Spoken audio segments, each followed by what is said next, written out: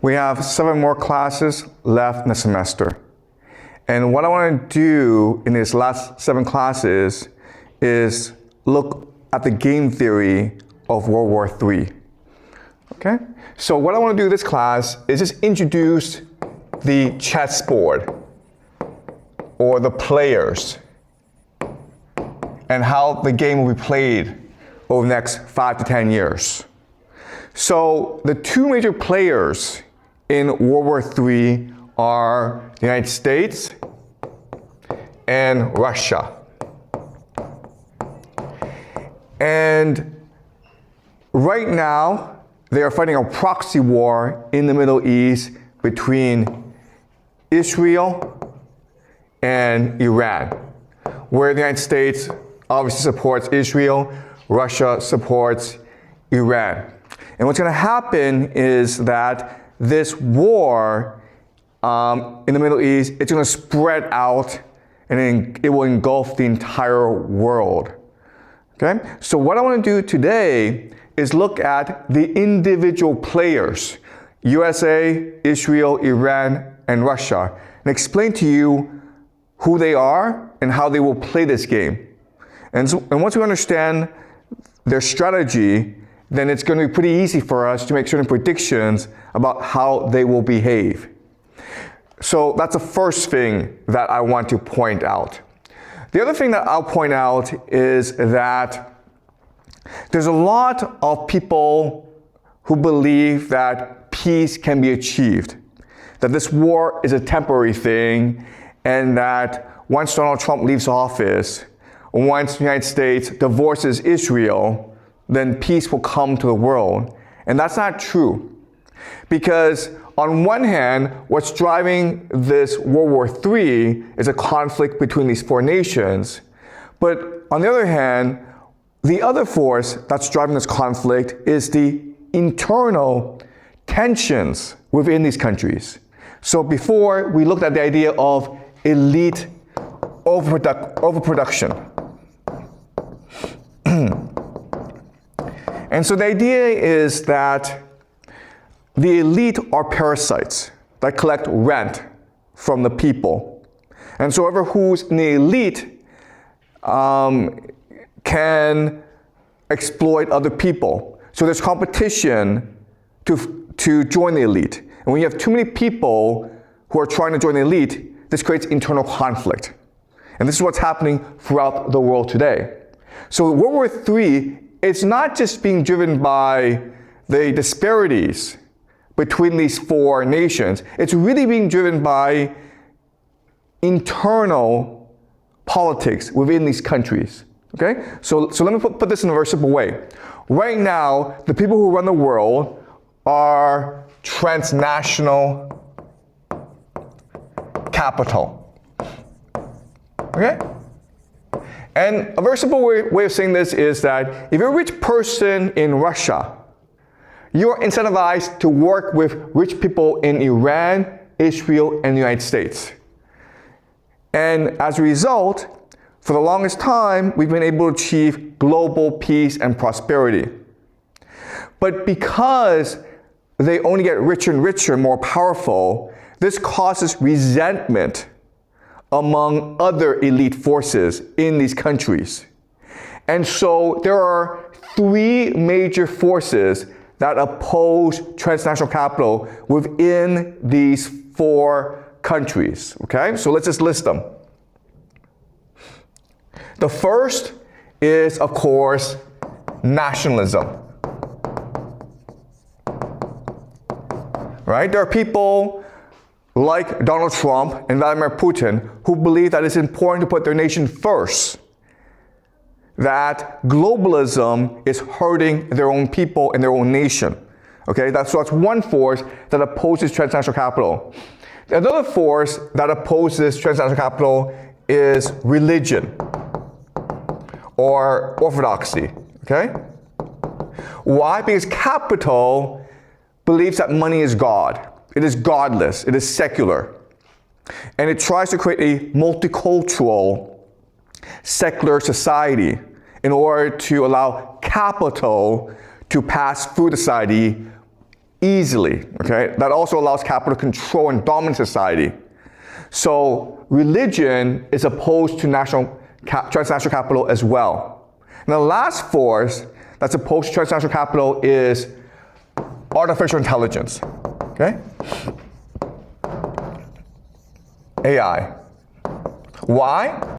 Because right now, money is what structures society. And artificial intelligence wants to replace money as the force that structures and centers society. Okay? So in other words, what's happening is that there's a civil war going on in the world where right now transnational capital is dominant, and transnational capital is represented by Wall Street and City of London. And there are these three forces, nationalism, religion, and technology, that oppose transnational capital. And so what's going to happen over time is that they will form an alliance to defeat transnational capital, okay? And so this is already happening in America, where these three forces come together and they support Donald Trump.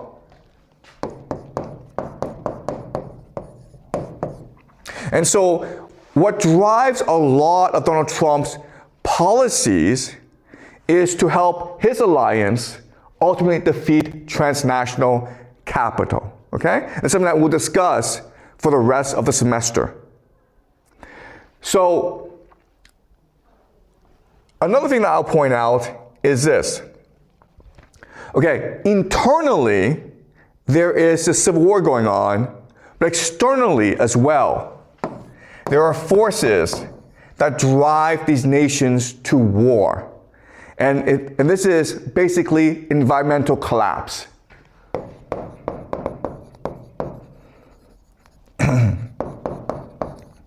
So for the past few decades, we humans have been very lucky in that there have been no major ecological disasters. But if you look at human history, weather patterns fluctuate, okay? So many speculate that we are heading towards a time of extreme weather patterns. That means that it becomes harder to grow food. It means it's harder to access energy. And so this is going to put strain on the world. And so the world needs to compete for precious resources. And quite honestly, we are going to probably approach a time in human history when famine, it will be much more common. We thought that we defeated famine. We thought that we had developed a system that could feed anyone and everyone. But over the next few years, we'll discover an increase in famine around the world and an increase in ecological disasters around the world, okay? So this is the schematic that I want you to understand. In World War III, there will be four major players: the United States, Israel, Iran, and Russia. And they are competing for global dominance. No one will win, but the conflict among these four nations will drive geopolitics for the next 5 to 10 years. This conflict is driven not just by disputes among these countries, it's mainly driven by internal civil discord within these countries. The two forces are the transnational capital versus a coalition of nationalists, religious people, as well as tech people, okay? And they have their champions. So in America, they have Trump. Transnational capital is represented by Carney, Mark Carney. We'll talk more about him later, okay? Mark Carney is currently the Prime Minister of Canada. Okay, so they have their different champions, and they're gonna fight this war. Now, one question that you're gonna have, which is the most obvious question, is, yeah, but what about everyone else, right? What about China? What about India? What about Brazil? What about South Africa? Okay? And yes, it is true. Oh, sorry. And what about Europe? And Japan, right? And then South Korea. And while it is true that these are major economies with a lot of people And it is true that they could, in theory, have great militaries.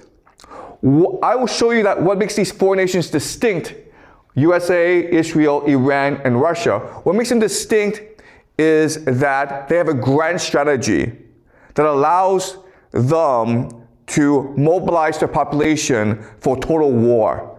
And that's what makes them distinct, okay? And I'll show you this later on, all right? All right, so let me explain to you how this dynamic will play out. Okay, so you have US, Russia, Iran, Israel. Okay? So the major players that will determine how these four play the games are, of course, Europe, China, Japan, India. Okay. All right. So I understand that a lot of people believe that China and the United States are in competition with each other. That is not true. And the reason why is that China does not have what we call a grand strategy. A grand strategy is just how you perceive geopolitics and how you want to dominate geopolitics. China does not do grand strategy. China is called 中国. Okay? 中国 means the middle kingdom. The idea of the middle kingdom is that we are a universe unto ourselves. We don't care what happens outside of this universe. We would like others to pay tribute to our cultural superiority, and we could help develop your other civilizations, but honestly, we don't care, okay? So China has always been an isolationist society for most of its history. Today, yes, I understand for these past few decades, China has become much more globalized, has become much more international, much more cosmopolitan, but this is not part of the Chinese tradition. So what's happening today, these past few decades, it is an aberration. It goes against cultural norms in China. But in the long term, China will return to its cultural norms and become much more isolationist. So China doesn't really matter in the great scheme of things, okay? The same is true for India as well.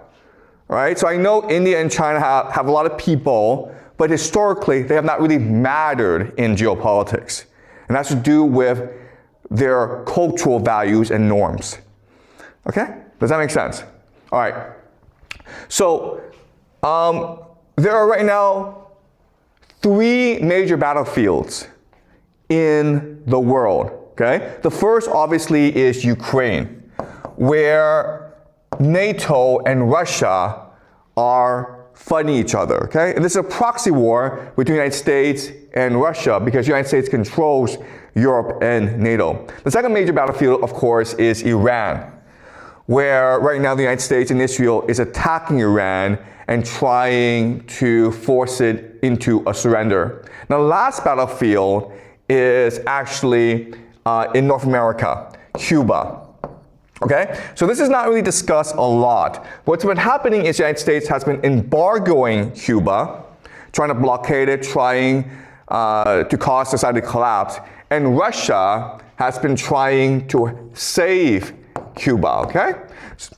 So these are the 3 major battlefronts we're seeing right now.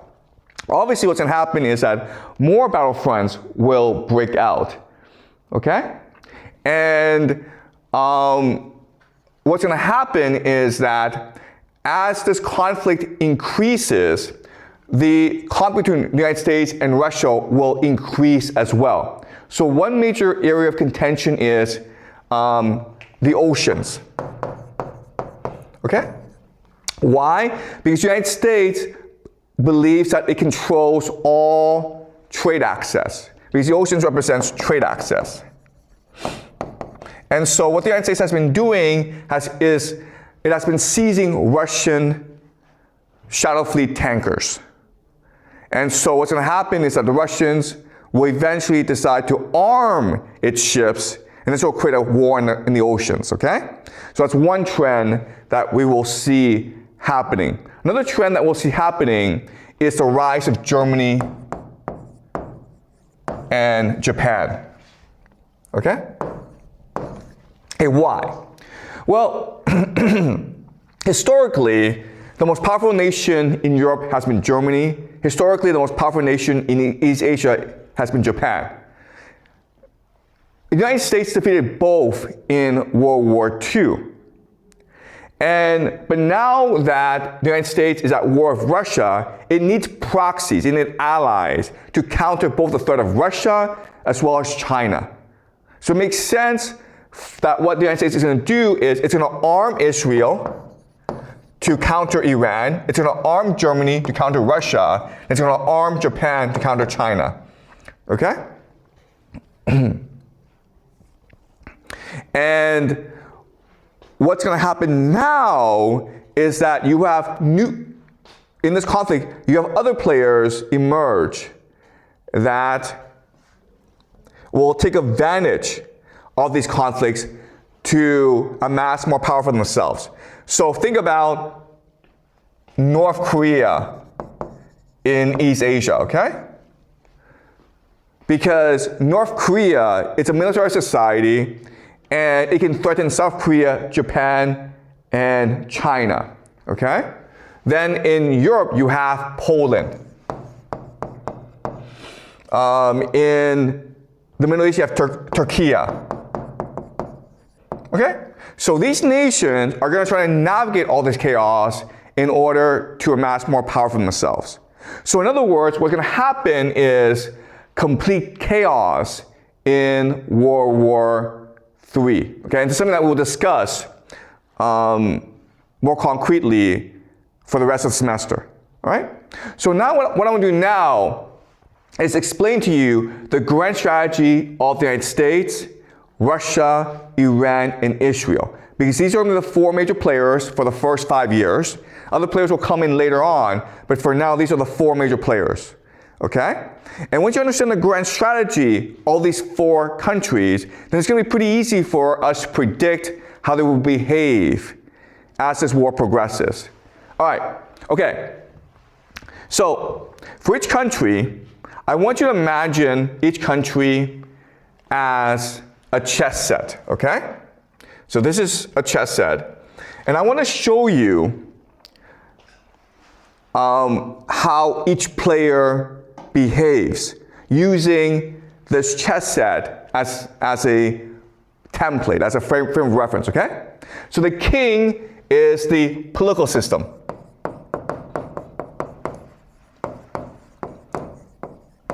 All right?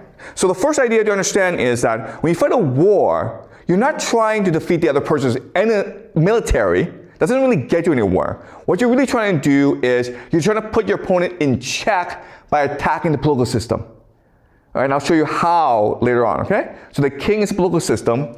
The queen is the grand strategy. The grand strategy is, again, how each player perceives geopolitics and how to best dominate geopolitics, okay? And then you have the bishop, the knight, and the rook. And these are the attack vectors. The attack vectors are your mechanisms, your tools for achieving your grand strategy. Right? And now you have the pawn. And the pawn are just that. They are sacrificial tools that you can use in order to advance your grand strategy, okay? You just throw them away. You don't really care. Okay, does that make sense? All right, so now let's apply this system to the four nation states. United States, Russia, Iran, and Israel. All right, okay. So, the United States, the political system, of course, is a democracy. And this is both good and bad, okay? It's good in that it allows for innovation. It allows for debate and openness and creativity, okay? So that's what's good about democracy. What's bad about democracy is the idea of polarization, okay, polarization. Okay, why? Because in a democracy, you have different political parties. And they can reach a point where they just refuse to work together. And all they care about is destroying each other, regardless of the consequences for the nation in geopolitics. And this is what's happened in the United States so far right now, where in America, Trump hates the Democrats much more than he hates the Russians or the Chinese or the Iranians, okay? All right, so the way you put America into check is by enhancing the polarization and causing a civil war. Okay, does that make sense? You cannot defeat America militarily. It is impossible to do so. The only way to defeat America is if you force it into a civil war that distracts it from the world, okay? So that is the American political system. Then the grand strategy. The grand strategy is called Greater North America. And the idea of Greater North America is North America by itself, it's a self-sufficient continental fortress. No one can invade it, no one can attack it, and it has all the resources it needs to survive. So all America has to do is unite North America and then cause chaos around the world. Okay? So what the trick is how to create unity in Greater North America, and the theory that they use is something called the technate. Right? And the idea of the technate is a democracy is inherently volatile and unstable. You're better off transitioning democracy into a technocracy ruled by the experts and ruled by AI. Okay? So basically, try to create an AI surveillance state, which is what's happening in America right now. Okay? Something that we'll discuss in greater detail next week. All right, so now we go to the attack vectors of America. What are their tools and instruments in order to achieve the grand strategy?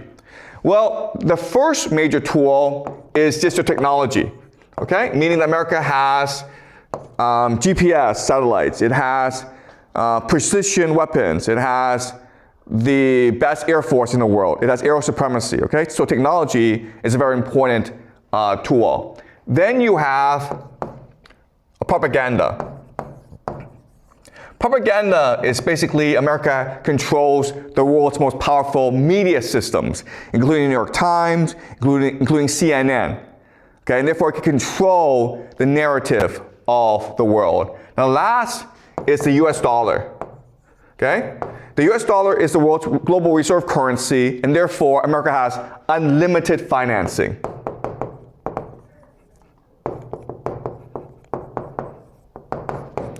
All right, so as you can see, America is a very powerful empire. Now we go to the pawns, okay? The sacrificial tools.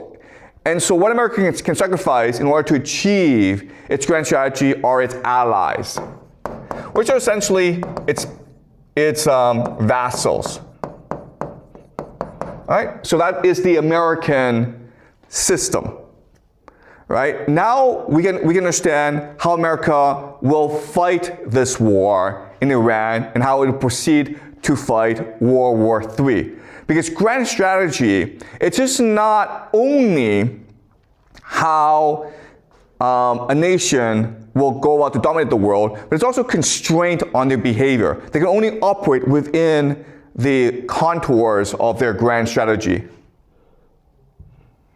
Okay, any questions so far?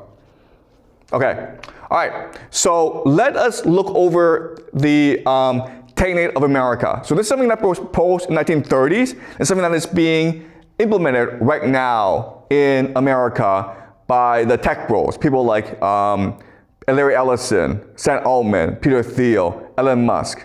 And the idea, of course, is to unite all of North America together in something called a technate. Okay, the technate is basically a force, sorry, The technate is basically this means an AI surveillance state, okay? And this allows for cohesion and control. And once that's achieved, then North America becomes invincible. And it can create as much chaos as it wants throughout the world. The goal is to create chaos so that the world depends on you for weapons and resources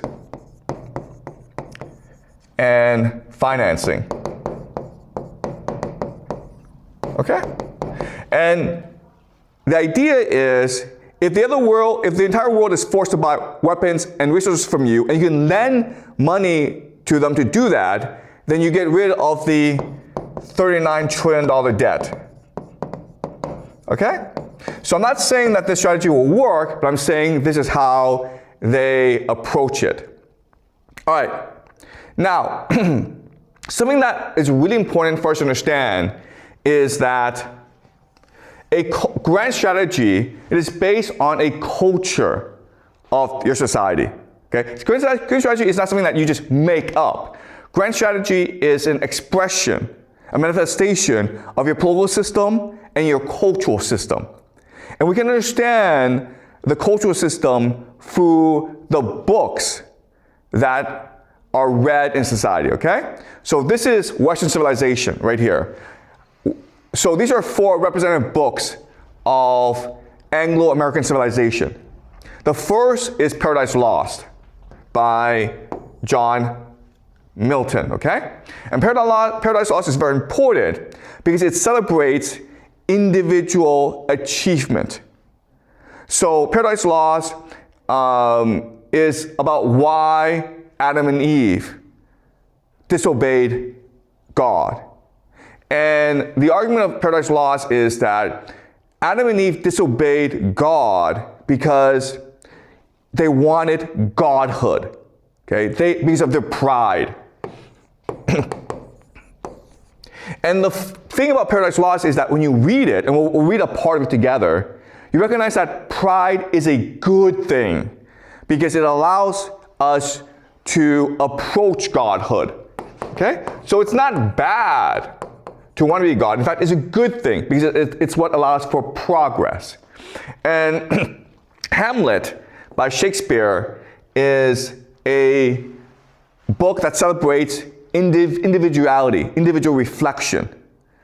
Goethe's Faust is a book in which a scholar by the name of Faust, he makes a deal with the devil because he has an insatiable appetite for knowledge. And that's a good thing, okay? He's trying to achieve godhood himself. And this is the idea of Faustian. So Western civilization, especially Anglo-American civilization, is fundamentally Faustian. It's always about achievement. And it's insatiable achievement. And the last book I want to emphasize is The Fountainhead by Ayn Rand, which celebrates individualism, okay? It celebrates individual achievement.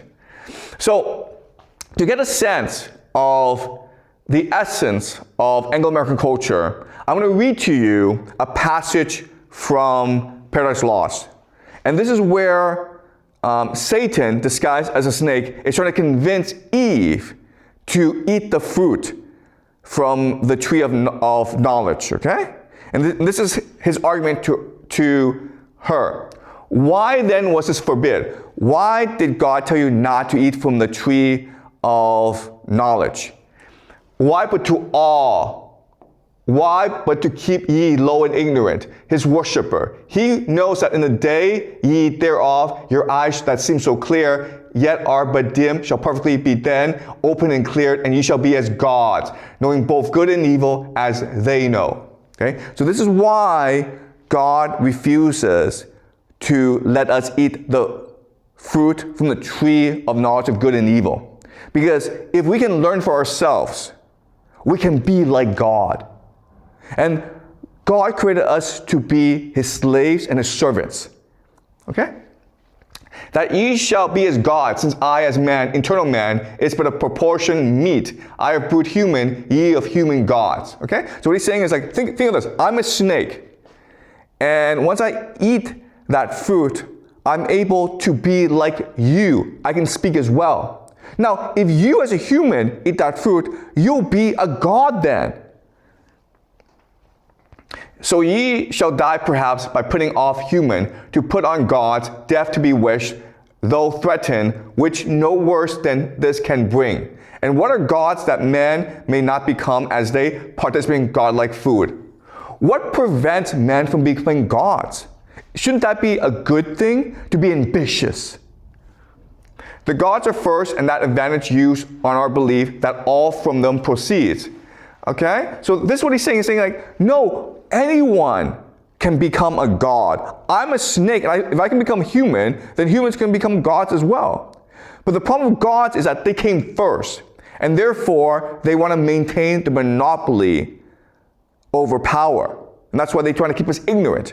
So we have a responsibility to be ambitious, to rebel. Okay? To rebel. Rebellion is honorable and just. Okay? And again, this is the ideas that permeate throughout Anglo-American civilization.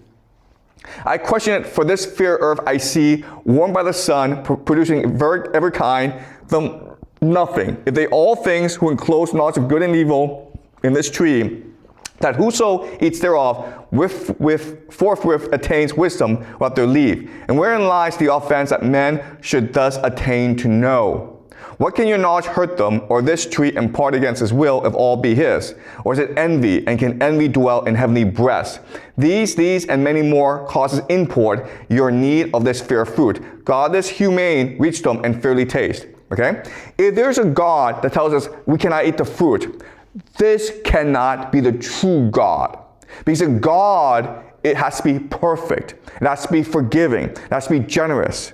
And a God that tells us we cannot do something, that denies us our free will, is a God that is jealous, that is petty, that is power hungry. And therefore we should rebel against this God. A rebellion against a tyrant is honorable and just. Okay? So it's a celebration of individual intellect through rebellion. And this is the basis of Anglo-American civilization, okay? And so Anglo-American civilization is based entirely on individual achievement. All right. Now, Russian civilization is very different. In fact, it's in competition with Anglo-American civilization, okay? So now let's go over to Russia and discuss the Russian system. So the Russian system is an autocracy. And again, there are strengths and weaknesses to any political system. In an autocracy, if one man is in charge, that allows for long-term planning, that allows for direction, that allows for strategy, okay? But the problem with autocracy is that if this man were to die, you would have a succession crisis.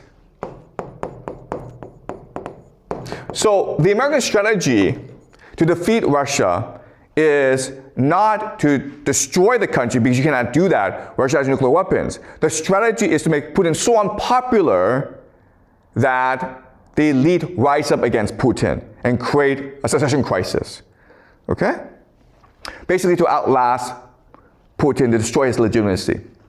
All right, the grand strategy for Russia is something called the Third Rome strategy.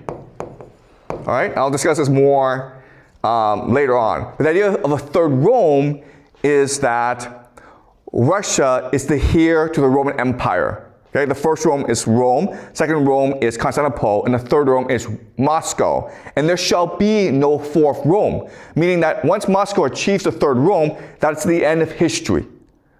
And the idea of the third Rome is for Russia to unify all religious traditions together to defeat the Antichrist system, which is Western, liberal, individual, consumer democracy. Okay?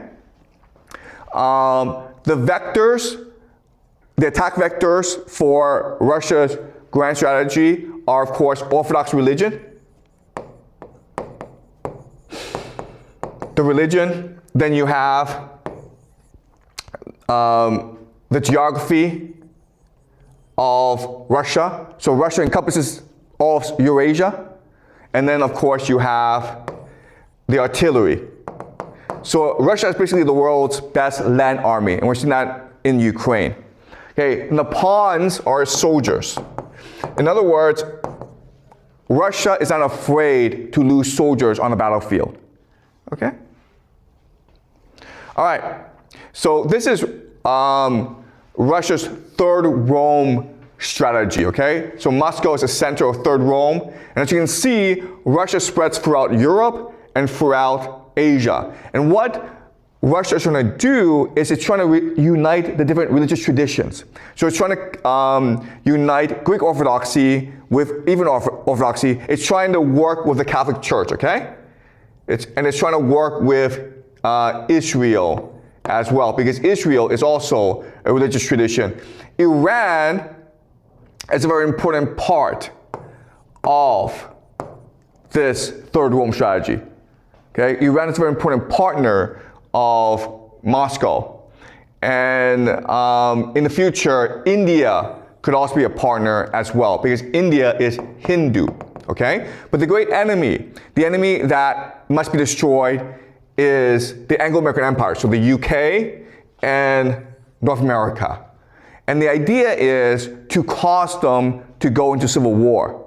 And the theory is that because the Anglo-American Empire is so focused on individual achievement, you can actually force them into a civil war by exploiting the selfishness, the egotism of the people, okay? Basically the material greed of their people. So what underpins Moscow's Third Rome strategy are certain texts, okay? So you have Virgil's Aeneid, which focuses on the importance of duty, okay? Duty. Then you have St. Augustine's Confessions. And in his book, he argues that we humans are proud, okay? But whereas John Milton says pride is a good thing, but it allows us to achieve godhood, St. Augustine says that pride is evil, because pride moves us away from God. It makes us think we're better than God, so it moves us to Satan. Therefore, our life should be a journey into defeating our ego, our selfishness, and our pride, and embracing God, okay? That's something that Dostoevsky talks about in his book, Crime and Punishment. So in the book, Crime and Punishment, the protagonist wants to become a superhuman. He wants to prove he's better than everyone else. And so to do that, he decides to commit murder, okay? He wants to show himself and to others that he is beyond morality, that he is a god. He's not constrained by emotions. And so he kills his landlady, but then afterwards, he feels tremendous regret for what he did. And what saves him is his love for a woman, okay? He submits himself to the power of love. He submits himself to the power of God. And that's what redeems him in the end, okay? So the argument here is that your belief in your own possibility of achieving godhood can only lead you to your own doom, okay? What will save you, what will redeem you, is to omit your mortality, omit your fallibility, and to seek help from those around you and from God, okay? All right, so this is something that Tolstoy talks also about in his book, Anna Karenina, okay? So we're going to read a passage from Anna Karenina. And Anna Karenina is a woman who's obsessed with finding love. And she believes that through passion, through devotion, I can find true love and therefore complete myself. Okay, so she has an affair with a man named Count Vronsky. And in the beginning, it's a wonderful thing. It brings her tremendous happiness. She leaves her husband. She leaves her son. But eventually, what she discovers is that this lust for a man, in order to fill the void in her heart, makes her even more empty, and she feels her life becomes more and more pointless, okay? So she decides to kill herself. But before she kills herself, she has this internal monologue with herself, okay? And this is what she says. My love keeps growing more passionate and more egoistic, more selfish, more proud, while his is waning, and that's why we're drifting apart, okay? So she demands Count Vronsky love her as much as she loves him. The problem is that she doesn't recognize that this love, it's not about love, it's about control, okay? She wants him to be as devoted to her as she is to him. Okay? She wants to control him, and he rebels against this control. Okay? And so he starts to drift away because he wants to maintain his freedom. She went on musing, and there's no help for it. He is everything for me. I want him more and more to give himself up to me entirely, okay? So she wants him to surrender himself completely to her. She wants to become God, and she wants to make him the servant, okay? This is not about love, it's about power. And he wants more and more to get away from me. We walk to meet each other up to the time of our love, and then we have been irresponsibly driven in different directions, and there's no altering that. He tells me I'm insanely jealous, and I have told myself that I am insanely jealous, but it's not true. I'm not jealous, but I'm unsatisfied. Okay? But she opened her lips and shifted her place in the carriage in the excitement, aroused by the thought that suddenly struck her. If I could be anything but a mistress, passionately caring for nothing but his caresses, but I can't and I don't care to be anything else. And by the desire, I arouse aversion in him, and he arouses fury in me, and it cannot be different. Don't I know that he wouldn't deceive me, that he has no schemes about Princess Shirakina, that he's not in love with Kitty, that he won't desert me? I know all that, but it makes it no better for me. Without loving me from duty, he'll be good and kind to me. Without what I want, that's 1,000 times worse than unkindness. That's hell. And that's just how it is. For a long while now, he hasn't loved me, and where love ends, hate begins. I don't know these streets at all. Hills, it seems, and still houses. Okay, and so she's gonna go kill herself because she recognizes that she's been living a lie. She thought that if I truly love him, then he will love me back. She wants to become God. And what she doesn't recognize is that as a human, she has an ego. And so she thinks she's loving Count Vronsky unconditionally, but in fact, what she's trying to do is control him and have him obey her unconditionally. Okay, that's the difference between God and human. Where God is all-knowing, all-forgiving, all-generous, all-love. But a human can't do that. And when a human tries to become a God, a human can only become a tyrant. Okay? And that's a lesson from Toy Story. Don't think you can become God. You can only destroy yourself as well as others around you. And so what Toy Story will do is that he will contrast Anna Karenina with a man named Levin, okay? And Levin is different. Levin, rather than try to seek happiness in passion, he just submits himself to duty and to tradition. He marries a woman he loves, and then he spends all his time being responsible to her, as well as to himself, as well as to the household. He just does what he's supposed to do. And by doing that, by submitting his freedom, by submitting himself to duty and tradition, he makes himself truly happy. Okay? So really, the argument between America and Russia is a different understanding of the story of Adam and Eve. For the Americans, they believe that Eve's disobedience is a good thing because it's what leads to progress. It's what leads to achievement.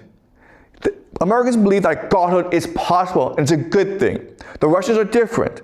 They believe that Eve disobeyed because she was too proud and she does not recognize the limitations of her humanity. And perfection is not possible. Progress is not possible. What is good is recognizing our limitations and submitting ourselves to the power of God. Okay?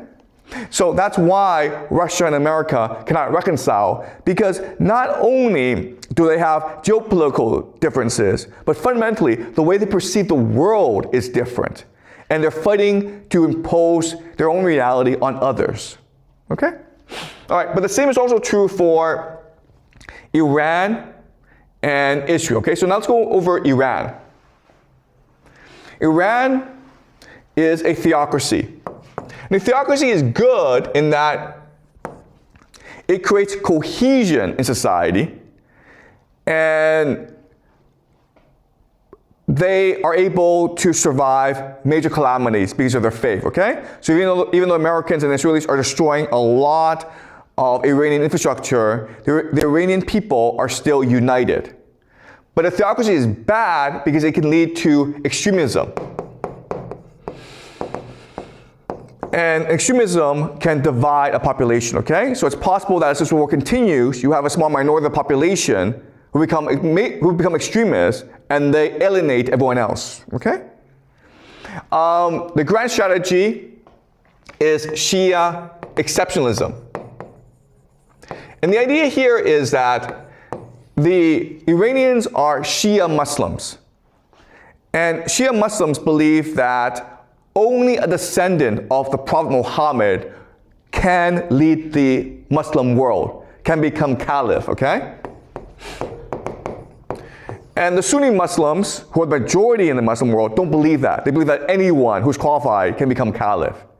So for the longest time, the Shia and the Sunnis have been at war with each other.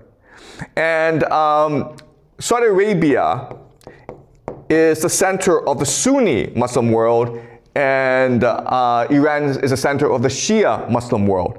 And so what Iran is trying to do is topple Saudi Arabia and become the leader of the entire Muslim world, because that is what their destiny is, okay? The attack vectors for Iran are the terrain,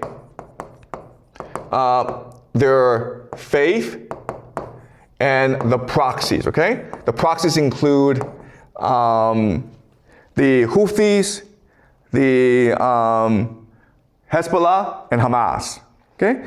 And the pawns, of course, are the drones and missiles. All right, so that is the Iranian situation. And what's important to understand is the cultural origins. Okay, so this is the entire Muslim world. And what Iran's trying to do is trying to unite all of them together. Okay? So something you need to appreciate about the Iranians is that they have two major cultural traditions. The first is Zoroastrianism. And Zoroastrianism was the first eschatological religion in the world, and that they believe that there is an end of the world, Judgment Day. And at Judgment Day, those who live the truth, Asha, will ascend to heaven, and those who live the lie, the Drush, will descend into hell. So what's important is not to become wealthy or powerful or famous. It's not about achievement. It's about being true to yourself and being true to God, okay? To live a good life. Because at the end of time, you'll be rewarded. Okay? That's what they believe. The other thing is they believe in martyrdom, okay? So, as I mentioned, the Shia believe that only a descendant, only a blood relative of the Prophet Muhammad can be caliph. So this is Imam Hussein, who's the grandson of the Prophet. And he rebelled against the Caliph. And so the Caliph sent this huge army against him. And he was surrounded, and he had very few soldiers, but they fought to the death anyway, okay? Because they believe what's important is to die for your faith. And so this is a battle of Karbala. And so, in other words, because of these traditions, you have both the Zoroastrian tradition that believe in Judgment Day. You also have the Shia tradition, which believes in martyrdom. The Iranians are not afraid to fight to the death. Yes, the Americans and the Israelis have bigger weapons. They have more soldiers. They have more money. It doesn't matter. What's important is to fight for what you believe in, to set a good example for future generations. Okay, so that's the Iranian system, and that's why the Iranians will never surrender in this war, no matter how bad it gets. The last country I want to talk about is Israel. Okay. Okay. So Israel, it is a democracy and a theocracy. Okay. Sorry.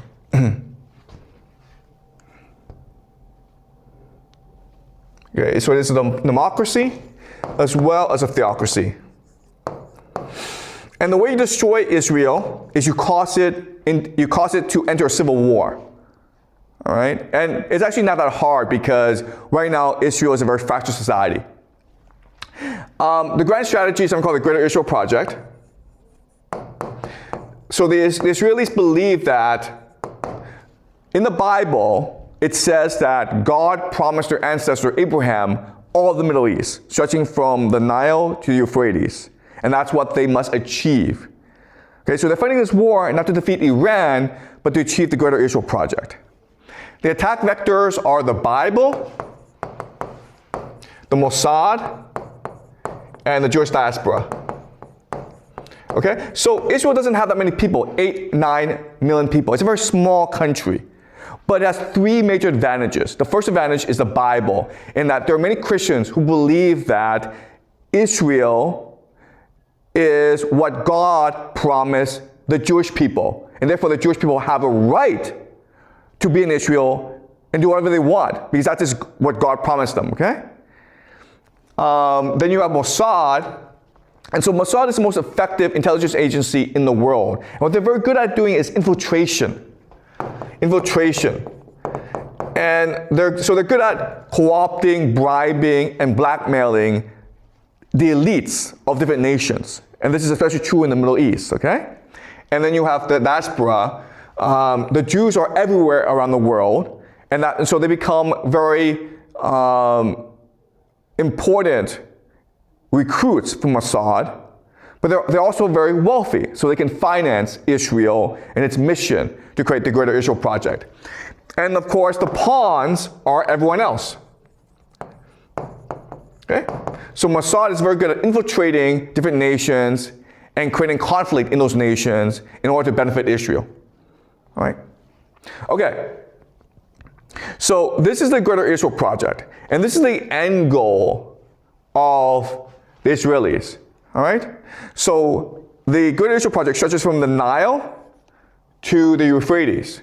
What's important is that it also encompasses parts of Turkey, all of Syria, all of Jordan, all of Lebanon, and parts of Saudi Arabia, okay? And then Iraq as well.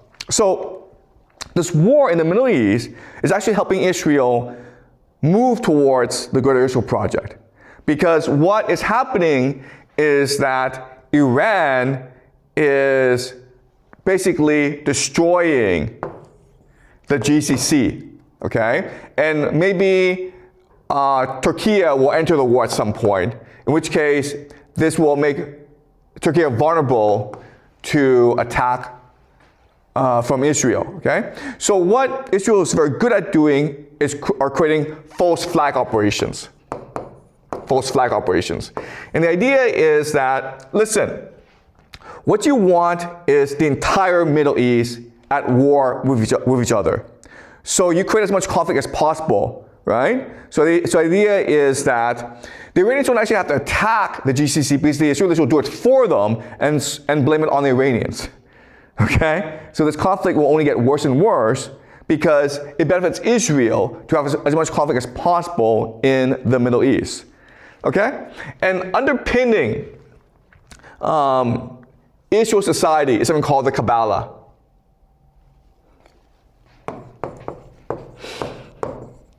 Okay? So this is something called the Tree of Life, and I'll explain more later on in the semester about what the Kabbalah is because it's very important. But there's certain things I'll point out about the Kabbalah, okay? The first thing that I'll point out is that in the tradition of the Kabbalah, there's only two things that matter. There's the creator and there's the created. Okay? In other words, Israel does not care about the world. Israel only cares about its relationship with God. As long as Israel is favored by God, they're happy. Okay? That's the first thing I'll point out. Second thing I'll point out is that this Kabbalah, the Tree of Life, it is the basis for the entire universe. Okay? This Kabbalah shows you where the universe came from and where it's going. And the main logic of the universe is the movement of thesis, antithesis, and synthesis. Okay? This is the fractal that underpins the Tree of Life, which underpins the entire universe, okay? You can see how you have these fractals going on, okay? Okay? So in other words, what the people who believe in the Kabbalah believe is that there is an inevitable process to the universe. And you can't stop it. What you can do is you can accelerate the process. All right? So if the movement is thesis, antithesis, synthesis, one way to understand this is for us to be good, we must first be evil, okay? Because what evil does is it annoys God, and God punishes you, and then you seek forgiveness from God, and then God forgives you, and then you become better. Okay? But the thing to remember is you must first commit sin in order to redeem yourself. And you can't stop this process. What you can do is you can accelerate this process. So this is very different from the Russian tradition. The Russian tradition believes in the concept of the katechon, right? Which is to stop the Antichrist, which is like, let's stop people from behaving badly. Whereas the people in the Kabbalah believe, no, it's important to behave badly because that is the path to God. That's the path to wisdom. That's the path to enlightenment and redemption. Okay? It's something that we'll discuss more in the future, okay? And this helps us explain why Israel is behaving the way it is behaving in the Middle East. First of all, what other people think of Israel doesn't matter. What matters is God, okay? What God thinks of Israel. Second thing is that it's important to do evil in order to ultimately redeem yourself from this evil. And the only force that can redeem you is God, okay? So Israel is committing all this evil because then God will humble Israel by sending the world against it, and then the Israelis will beg for forgiveness, and that is what will cause a reunion between the Jewish people and God, okay? And the third thing is, in this system, goodness does not mean to avoid sin. That's impossible. Goodness means to accelerate this natural process into sin so that Israel can be redeemed at the end of days. Okay, does that make sense? All right, so what I'm trying to explain here, and what is very important is that each of these four different players, United States, Russia, Iran, and Israel, they have their own worldview. They have their own understanding. And that's what drives their actions. Okay? And the other thing to remember is that what's really interesting between these four worldviews is that they're actually not in conflict with each other. Okay? And these four worldviews, it's what's going to drive geopolitics for the next 5 to 10 years. And because they are galvanized into achieving their worldview, this forces the world to go along, even though the world may not want to go along. Okay? Does that make sense? All right. So what I will do next week is talk about the civil war going on in the world between artificial intelligence and finance.